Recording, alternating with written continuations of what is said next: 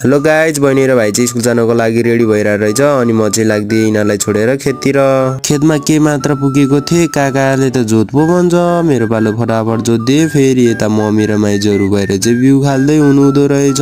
अनि बाजे चाहिँ आली हाल्दै हुनुहुन्थ्यो।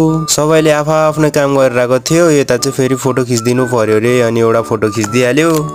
त्यसपछि लाग्दिए म चाहिँ खाजा खान। यता त काका त खाजासँग भन्दा त पहिला त बोतल पो समातिरहेको रहेछ। खाजा पनि खाए भएर सबैजना उठेर आफ्नो कामतिर लागिसकेको थियो। कोही भने चाहिँ खाँदै थियो। मेरो काम चाहिँ विकास भाइले गरिदिइहाल्यो। त्यसपछि म चाहिँ मक्ख पढ्दै भिडियो गर्दै साइलाको हेर्दै बसिरह्यो। पर्सन भाइ, काका र सञ्जीव भाइ मिलेर चाहिँ लाठे काम गरिरहेको थियो।